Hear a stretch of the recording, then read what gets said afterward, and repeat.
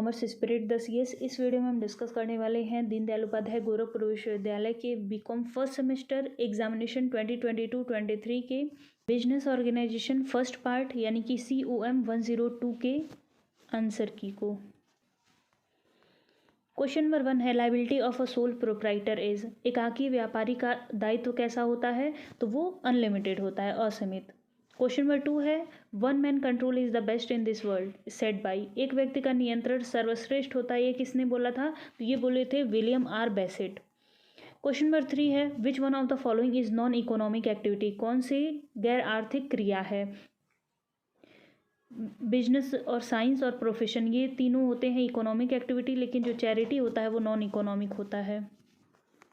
Question number 4 है which of the following are the base of business. निम्नलिखित में से कौन सा एक व्यवसाय का आधार है? तो इंडस्ट्री एंड कॉमर्स, उद्योग एवं वाणिज्य। क्वेश्चन नंबर 5 है an essential for success in business. व्यवसाय में सफलता के लिए क्या आवश्यक है? तो एफिशिएंट बिजनेस ऑर्गेनाइजेशन यानी कि कुशल व्यापार संगठन। क्वेश्चन नंबर 6 है the industry which provide support service. उद्योग जो अन्य उद्योगों को सहायता प्रदान करते हैं उसे क्या कहते हैं? तो उसे हम लोग टेरिटरी इंडस्ट्री या तृतीयक उद्योग कहते हैं। क्वेश्चन नंबर 7 है which of the following is not an example of non economic activity. यानी कि सभी इसमें से नॉन इकोनॉमिक है, किसको छोड़ करके? तो जो टीचिंग होता है वो प्रोफेशन होता है, जो कि एक इकोनॉमिक एक्टिविटी होती है।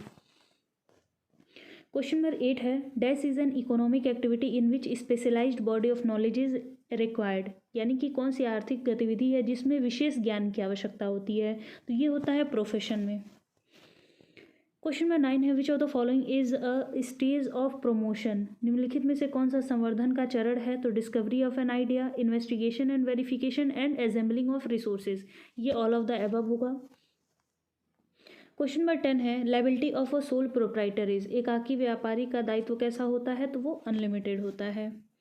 क्वेश्चन नंबर 11 है which one of the following is not an auxiliary to trade. यानी कि निम्नलिखित में से कौन सा व्यापार के लिए सहायक नहीं है? ट्रांसपोर्ट, इंश्योरेंस और वेयर हाउसिंग ये सभी सहायता प्रदान करते हैं, लेकिन जो माइनिंग होता है वो प्राइमरी इंडस्ट्री होती है। क्वेश्चन नंबर 12 है the occupation in which people work for others and get remunerated in return is known as. वह व्यवसाय जिसमें लोग दूसरे के लिए काम करते हैं और बदले में पारिश्रमिक प्राप्त करते हैं उसे कहते हैं हम लोग एम्प्लॉयमेंट या रोजगार।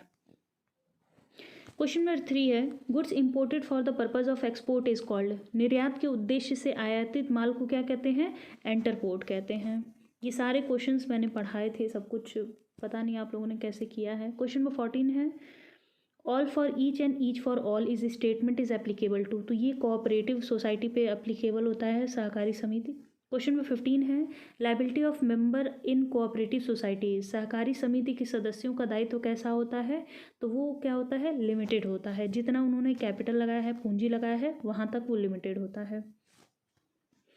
क्वेश्चन नंबर 16 है maximum number of members in private company. निजी कंपनी में कितने सदस्य होते हैं अधिकतम? तो वो होता है 200। क्वेश्चन नंबर 17 है which of the following form of business organisation has limited liability to its member. तो पार्टनरशिप हो गया, सोल प्रोप्राइटर हो गया और HUF हो गया। इन तीनों में अनलिमिटेड लाइबिलिटी होती है, लेकिन जो कंपनी होती है उसमें क्या होता है, जो मेंबर्स हैं उनके दायित्व तो सीमित होते हैं। क्वेश्चन नंबर 18 है principle followed in a cooperative society. सहकारी समिति में कौन से सिद्धांत का पालन किया जाता है? तो वन मैन वन वोट, एक व्यक्ति एक वोट।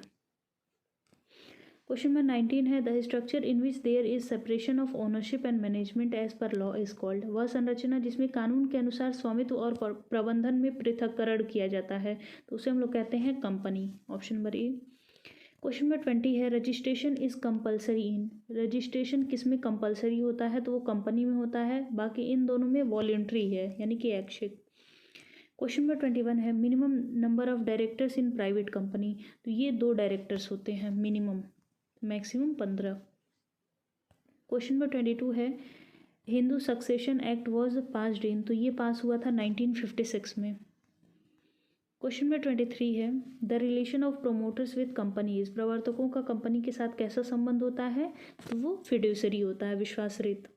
क्वेश्चन नंबर 24 है mining is an example of. खनन किसका उदाहरण है? तो वो है एक्सट्रैक्टिव इंडस्ट्री का, निष्कर्षण का। जब भी हम लोग नेचर से कुछ लेते हैं तो वो एक्सट्रैक्टिव का होता है, और जब नेचर में कुछ ऐड करके हम लोग लेते हैं तो वो जेनेटिक होता है। क्वेश्चन नंबर 25 है the head of the HUF is called. तो जो संयुक्त हिंदू परिवार है उसके व्यवसाय के मुखिया को कर्ता कहा जाता है। क्वेश्चन नंबर 26 है the partners of a partnership firm have unlimited liability, this means that. ये मैंने आपको समझाया था कि असीमित दायित्व का मतलब क्या है, यानी कि अगर कंपनी के पास पैसे की कमी हो गई है तो पर्सनल एसेट्स का भी यूज़ किया जा सकता है फर्म के जो भी लाइबिलिटीज़ हैं उनको पेमेंट करने के लिए। तो ऑप्शन नंबर बी होगा, partners personal asset can be use to repay the firm's debt और लाइबिलिटी। कंपनी के अगर कोई ऋण है तो उसके लिए साझेदारों के प्राइवेट एसेट्स को भी लिया जा सकता है। क्वेश्चन नंबर 27 है the one who is specialised in promotion of a new business is called. वह व्यक्ति जो नए व्यवसाय के संवर्धन में विशिष्ट होता है उसे क्या कहते हैं? उसे हम लोग प्रोफेशनल प्रमोटर कहते हैं। Option number A. Question number 28 है all the risk are borne by one person under. जितने भी प्रकार के जोखिम है वो सिर्फ एक व्यक्ति द्वारा वहन किया जाता है, वो होता है सोल प्रोप्राइटरशिप में, एकाकी स्वामित्व में। क्वेश्चन नंबर 29 है registration of a firm is. Firm का रजिस्ट्रेशन कैसा होता है? तो वो ऐच्छिक होता है। क्वेश्चन नंबर 30 है which one is incorrect in case of public limited company. Public limited company के संबंध में कौन सा कथन गलत है? आर्टिफिशियल पर्सन होता है, परपेचुअल सक्सेशन होता है और सेपरेट एंटिटी होता है, लेकिन नॉन ट्रांसफरेबिलिटी ऑफ शेयर नहीं होता है। इसमें शेयर का हस्तांतरण किया जा सकता है, यानी कि ट्रांसफरेबिलिटी ऑफ शेयर्स होते हैं। क्वेश्चन नंबर 31 है the objective of business is. व्यवसाय का उद्देश्य क्या होता है? Profit earning, creation of utility, profit with social benefit और सोशल रिस्पॉन्सिबिलिटी। तो जो अगर हम लोग प्राइमरी ऑब्जेक्टिव की बात करें तो किसी भी व्यवसाय का मुख्य उद्देश्य होता है लाभ अर्जित करना, लेकिन मॉडर्न कॉन्टेक्स्ट में इसका काम है कि प्रॉफिट विद सोशल रिस्पॉन्सिबिलिटी, सामाजिक उत्तरदायित्व को पूरा करते हुए लाभ अर्जित करना। क्वेश्चन नंबर 32 है a person who is not actual involve in the partnership but lends his name for public relation purposes is called. वह साझेदार जो वास्तव में साझेदारी में शामिल नहीं होता है लेकिन जनसंपर्क उद्देश्यों के लिए अपना नाम उधार देता है तो उसे क्या कहते हैं? Nominal partner. क्वेश्चन नंबर 33 है dash company does not invite the public to subscribe its share capital. वह कंपनी जो शेयर पूंजी की सदस्यता के लिए जनता को आमंत्रित नहीं करती है उसे क्या कहते हैं?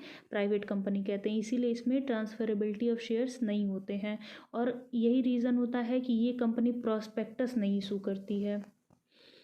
क्वेश्चन नंबर 34 है the life of sole proprietorship businesses. एकल स्वामित्व के व्यवसाय का जीवन कैसा होता है? तो वो अनस्टेबल होता है। जैसे एक स्वामी है, कुछ हो गया तो फिर बिजनेस आपका अस्थिर रहता है, वो लंबे समय भी चल सकता है, कम समय में भी ख़त्म हो सकता है। क्वेश्चन नंबर 35 है which of the following is a specific form of business organisation where membership is by birth. कौन सा व्यावसायिक संगठन है एक विशिष्ट रूप से जहां सदस्यता जन्म से ही मिलती है? तो वो होता है HUF में, हिंदू अविभाजित परिवार। क्वेश्चन नंबर 36 है अ प्रोस्पेक्टस इज इशूड बाय। प्रविवरण किसके द्वारा जारी किया जा सकता है? तो प्राइवेट कंपनी करेगी ही नहीं, क्योंकि पब्लिक को इनविटेशन देती ही नहीं है, और प्रॉस्पेक्टस जो होता है वो इनविटेशन होता है जब कंपनी शेयर्स इशू करती है। तो शेयर कौन इशू करता है? पब्लिक कंपनी करती है। क्वेश्चन नंबर 37 है personal contact and secrecy is RTH, पता नहीं क्या है, is feature of. Personal contact and secrecy is features of. तो ये होता है सोल प्रोप्राइटरशिप में, इसमें व्यक्तिगत संपर्क और गोपनीयता इसके फीचर्स होते हैं।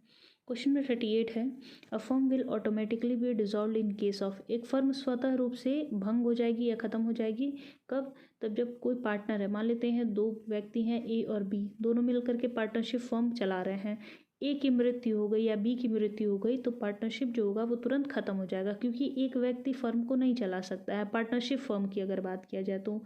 और वैसे ही तुरंत वो फर्म क्या हो जाएगी? डिसॉल्व हो जाएगी।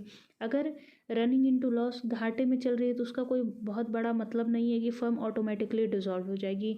यहाँ पे क्या है कि बिजनेस हम अपनी इच्छा से बंद करेंगे। अब पार्टनर्स बिकम हैंडीकैप्ड, अगर साझेदार विकलांग हो जाता है तो उससे भी कोई मतलब नहीं है, लेकिन अगर डेथ हो जाती है तो ऑटोमेटिकली, यहाँ पे ध्यान देने वाला बात है कि स्वतः ही वो ख़त्म हो जाएगी।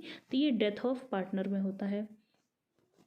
क्वेश्चन नंबर 39 है, sole proprietorship is suitable in care of, एकाकी स्वामित्व निम्नलिखित के संबंध में उपयुक्त तो होता है। Capital intensive industry, sole proprietor है यानी कि उसके पास पैसे लिमिटेड होंगे, तो कैपिटल इंटेंसिव इंडस्ट्री तो नहीं हो सकता है। स्मॉल बिजनेस ऑर्गेनाइजेशन, ये ऑपरेट हो सकता है, लार्ज स्केल मैनेजमेंट नहीं हो सकता है, तो ऑप्शन नंबर बी करेक्ट होगा। इस वीडियो का लास्ट क्वेश्चन है, a person can not be nominee in more than dash one person company, यानी कि एक व्यक्ति डैश से अधिक एक व्यक्ति कंपनी में नामांकित नहीं हो सकता है, तो ये होता है एक कंपनी के। आई होप आपको सभी क्वेश्चन के आंसर सही से समझ में आ गए हों। किसी क्वेश्चन में डाउट होगा तो पूछ लीजिएगा। मिलते हैं नेक्स्ट वीडियो में। अगर आपने चैनल को सब्सक्राइब नहीं किया होगा तो चैनल को सब्सक्राइब कर दीजिएगा, वीडियो पसंद आई तो वीडियो को लाइक कर दीजिएगा और टेलीग्राम को ज्वाइन कर लीजिएगा। मिलते हैं नेक्स्ट वीडियो में।